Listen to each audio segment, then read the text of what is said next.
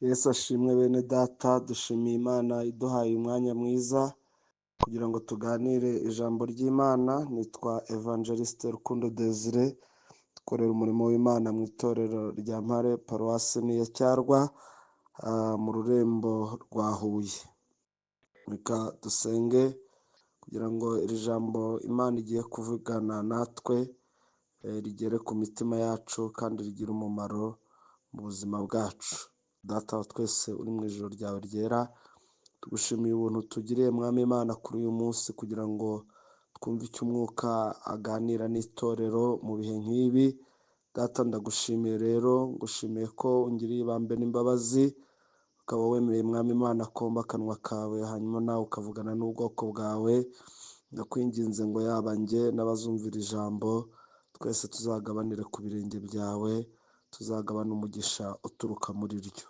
Ndabigushimiye mu izina rya Yesu Kristo umucunguzi wacu, amen. Uyu munsi rero mfashijwe no kubabwira ngo umugambi w'Imana ntupfa, ariko mu rugendo hazagenda hapfamo byinshi, ariko umugambi wo ntabwo uzapfa. Dusome ijambo ry'Imana ryakozwe n'intumwa, igice cyaho cya 27, turasoma n'umurongo waho wa 9 n'uwa 10. Ariko kuko hari hashize iminsi myinshi kandi kunyura mu nyanja kukaba kwari gufite akaga, kuko ndetse n'iminsi yo kwiriza ubusa yari yarashize. Nuko Pawulo abagira inama ati, yemwe bagabo, mbonye yuko uru rugendo rugiye kubamo ibyago no gupfusha byinshi, si iby'inkuge n'ibirimo gusa, ahubwo n'ubugingo bwacu nabwo Imana itugirire neza. Reka dusimbuke muri iki gice nyine, dusome n'umurongo wa 22 n'uwa 23. Kandi none ndabakomeza, nimuhumure, kuko muri mwe hatazapfa n'umwe keretse inkuge. Kuko iri joro iruhande rwanjye hahagaze marayika w'Imana nduwayo nyikorera, akambwira ati, Pawulo witinya, ukwiriye guhagarara imbere ya Kayisari, kandi dore Imana iguhaye n'abo mugendana bose. Umurongo wa 25, nuko nimuhumure mwa bagabo mwe, kuko nizeye Imana yuko bizaba uko nabibwiwe. Umurongo wa 26, ariko dukwiriye gusukwa ku kirwa. Imana yacu nitugirire neza. Shaka kuvuga ko umugambi w'Imana utajya upfa, kandi ko muri uru rugendo hapfamo ibintu byinshi, ariko umugambi w'Imana ntabwo uzapfa. Imana yacu nitugirire neza. Reka dusome n'irindi jambo riri muri Yobu igice cyaho cya 42, turasoma umurongo waho wa 1 n'uwa 2. Yobu 42, umurongo wa 1 n'uwa 2.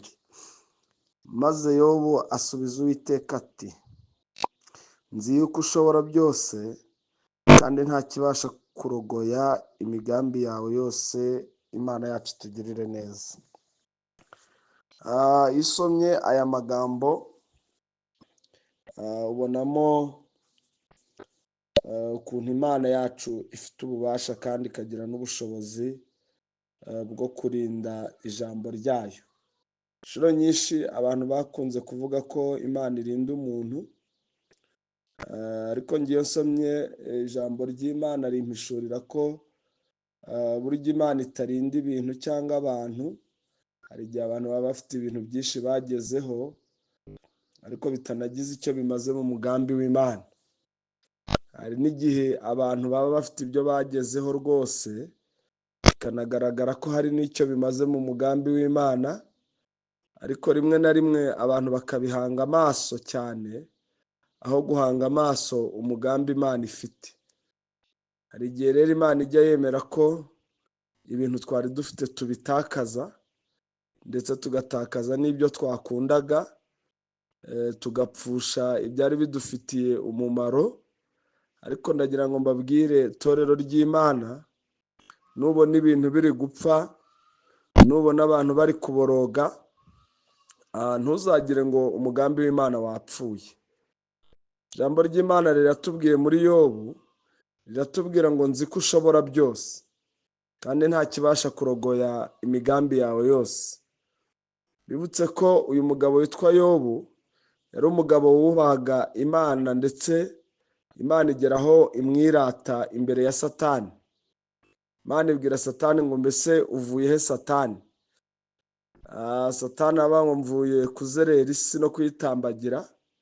Imana iramubaza ngo mbese wabonye umugaragu wanjye Yobu ukuntu anyubaha? Satani azana ikintu cy'ikinyoma, ashinja Yobu ko yubahira Imana ibyo yamuhaye.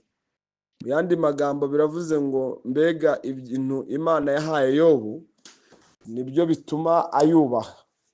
Ndashaka kubwira abantu bazumvira ijambo ry'Imana ko byanze bikunze buri muntu wese hazamenyekana impamvu yubaha Imana, hazamenyekana impamvu wateranaga, impamvu watangaga amaturo, impamvu wafashaga abarwayi, impamvu wari umuririmbyi. Mbega ibintu byose bizamenyekana impamvu. Ibintu byose ukora kugira ngo Imana yubahwe, cyangwa se ibintu bigaragara nk'aho bihesha Imana icyubahiro ku buzima bwawe, bigomba gupimwa hakamenyekana impamvu wubaha Imana. Satani rero yarazanye ikintu cy'ikinyoma, ambwira abana b'Imana ko nta bundi buryo bwo guhagarika ikinyoma uretse gukoresha ukuri. Muri ahantu hose hatari ukuri, ikinyoma kizafata intebe, ndetse ikinyoma kizakora ibyo gishaka. Hano rero hari intambara y'ukuri n'ikinyoma. Byanze bikunze ahantu hose habaye intambara hagomba kugira ibyangirika, ariko ndagira ngo mbabwire ko nubwo wabona hari ibiri kwangirika, hari n'ibiri gupfa, umugambi w'Imana wo ntupfa. Satani yasabye Yobu, Imana yemera kumutanga. Yobu apfusha abana azira agatsi, apfusha ibyo yari atunze azira agatsi, ariko Imana ntiyatanga ubugingo bwe. Imana itugirire neza, Imana idufashe kandi turengere. Hari igihe abantu babona ibintu biri gupfa, cyangwa se bakabona ibyo bakundaga babibuze, cyangwa se bakabona ibyo bashaka kugeraho batabigezeho, bakagira ngo ni umugambi w'Imana warangiye, cyangwa se Imana ntikibirimo. Ariko ndababwira yuko umugambi w'Imana urakomeje. Nubwo waba ubona bitagenda nk'uko ubishaka, waba ubona bitari kubaho nk'uko ubyifuza, waba ubona ibyo usengera atari byo usubizwa, ndagira ngo nkubwire ko umugambi w'Imana wo ntabwo uzapfa. Ibyo wowe watekereje gukora, ibyo waba ufite, ndetse mbibutse ko hano hari ikibazo abantu baba bibaza. Aba bana Yobu yari yarabahawe n'Imana, ingamiya n'indogobe yari afite yari yarabihawe n'Imana, ubutunzi yari afite mu mirimo yari yabuhawe n'Imana. Hanyuma iki gihe rero ntibyari bikiriho.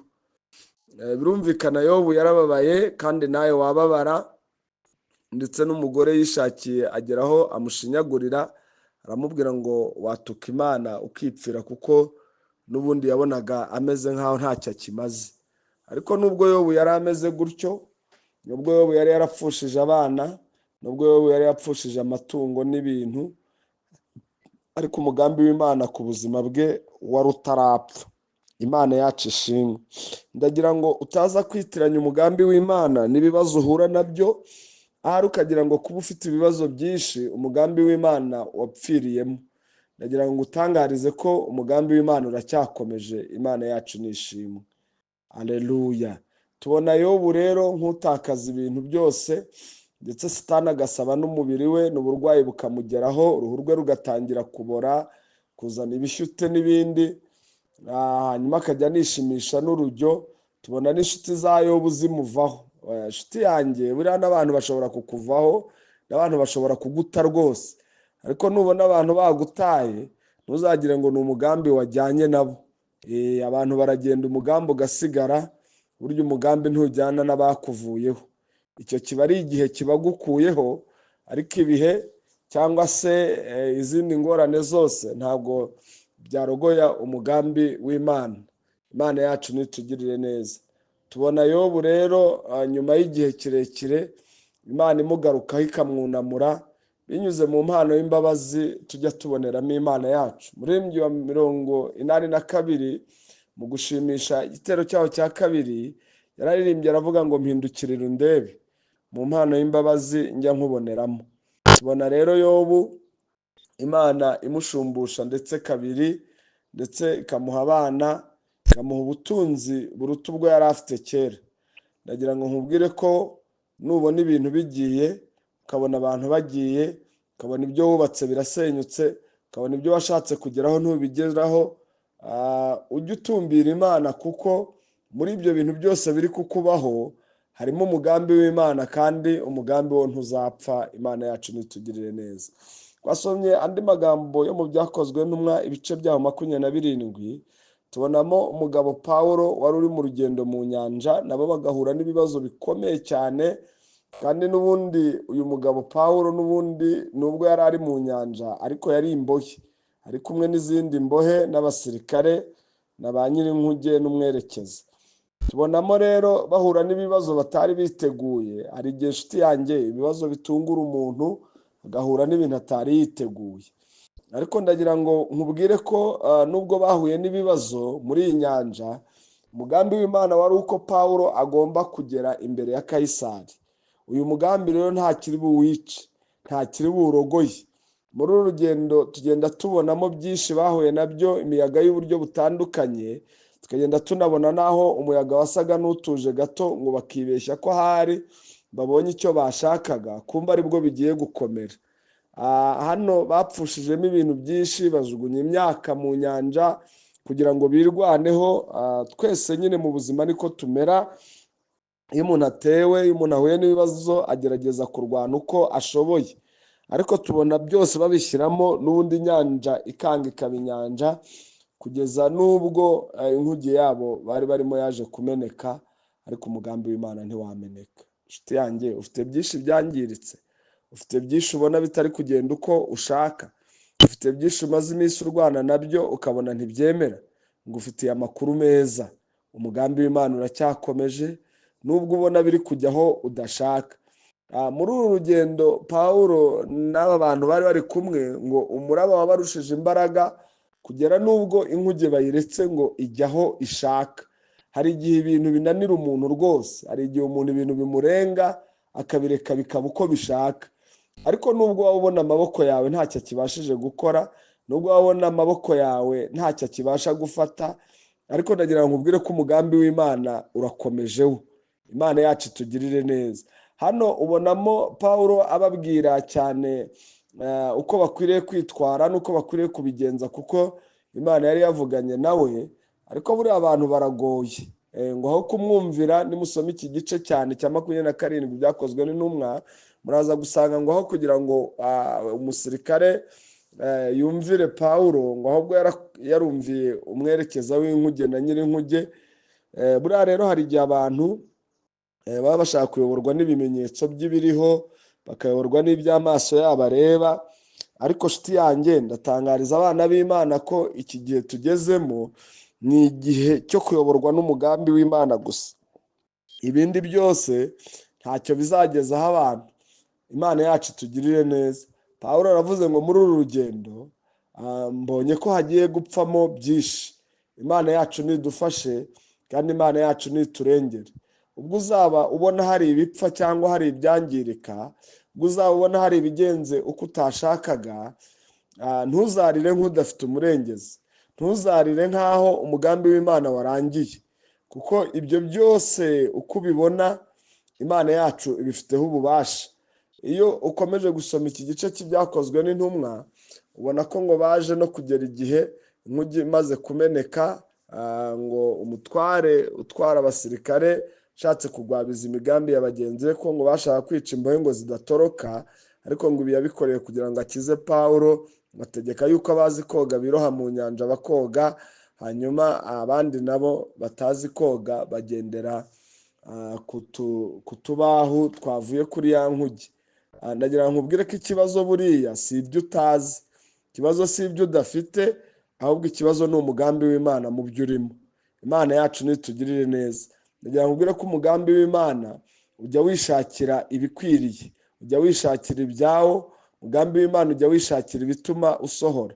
Buriya ntuzaterwe ubwoba nuko ubona udafite ibintu yenda bikwinjiza mu cyo Imana yakubwiye, kuko buriya icyo Imana yavuze cyishakira inzira, kandi icyo Imana yavuze cyishakira inkunga. Imana yacu nitugirire neza. Ijambo ry'Imana ni rizima kandi rifite imbaraga, icyo usabwa gusa ni ukuryizera. Haleluya. Imana rero ikomeze itugirire neza, kandi Imana y'amahoro ikomeze idufashe. Umugambi w'Imana ntabwo uzapfa. Iyo dusubiye inyuma gatoya tureba no mu gihe cya Farawo, mu ivuka rya Mose. Mose yavutse ari igihe cyo gupfa kw'abana b'abahungu b'Abaheburayo. Barapfaga icyo gihe, abana b'Abayisiraheli barabicaga, ariko Mose abaho. Wari uzi impamvu yabayeho se? Ntabwo ari uko ababyeyi be bari bazi guhisha abana cyane, ntabwo ari uko ababyeyi be bari abanyembaraga, ahubwo ni umugambi w'Imana wari umuriho.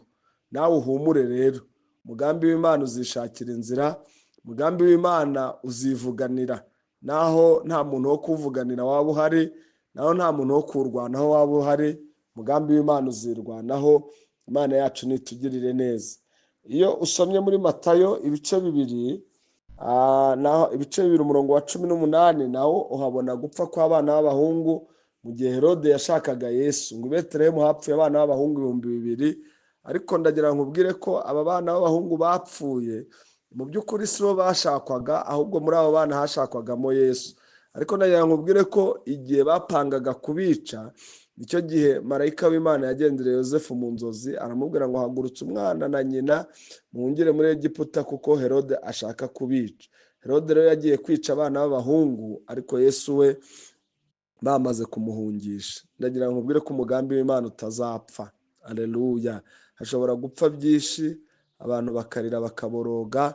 Iyo usomye iri jambo riri muri Matayo ibice 2 umurongo wa 18, habona umubyeyi witwa Rasheli wari ufite abana barengeje imyaka 2, ariko baranagwingiye. We rero ngo yanarize kurusha abandi, kubera ko abana be bari barengeje imyaka. Ngo ararira boroga, baramuhoza ntibyakunda, ngo ananirwa guhozwa, kubera ko abana be batari bakiriho. Nubona hari ibitakiriho, kuko hashobora gupfa byinshi, hakangirika byinshi rwose, kandi abantu babikundaga, abantu byari bibafitiye umumaro, abantu bari barabikozemo iteganyabikorwa n'iteganyamigambi ry'igihe kirekire, bishobora gupfa rwose, bishobora no kwangirika. Ariko nagira ngo nkubwire uhumure, ntabwo ari umugambi w'Imana uzaba wangiritse. Imana rero ibahe umugisha, kandi Imana ibagirire neza. Data wo mu ijuru akomeze abafashe, kandi umwuka akomeze yagure cyane iri jambo mu mitima yanyu. Imana yo mu ijuru ikomeze ibagirire neza. Data mutanga bugingo, tugushimiye ubuntu n'imbabazi ugira, tugushimiye urukundo rwawe rutarondoreka, tugushimiye ko umugambi wawe utayoba cyangwa ngo upfe. Ibyo wavuze no kubikora uzabikora, naho isi yakurwa hayo igatabwa imuhengeri. Ijambo Imana yavuze ntirizahera, kandi umugambi ufite ku itorero, umugambi ufite ku bantu bawe, umugambi ufite ku bo mwavuganye, umugambi ufite ku bakubaha, nta kizawurogoya. Izina ryawe rero niryubahwe, ijambo ryawe Mwami Imana nirigire umumaro mu bana bawe, kandi abazaryakira bakaryakirana umutima wizera rizabagirira umumaro. Ko twebwe ntabwo tureba ku biboneka, ahubwo tureba ku bitaboneka, kuko ibiboneka ari iby'igihe gito, kandi imbaraga z'Imana yacu ntabwo ziri mu bigaragara, ziri mu bitagaragara. Turagushimiye Mwami, kandi natwe ibyo tugukorera Mwami tubikora mu buryo bw'umwuka, hakwangirika iby'umubiri, ariko iby'umwuka byo bizakomeza. Izina ryawe niryubahwe. Turagushimiye mutanga bugingo, ngaho ukomeze uganze, kandi ugushaka kwawe ukomeze kubana natwe, mu izina rya Yesu Kristo. Amen.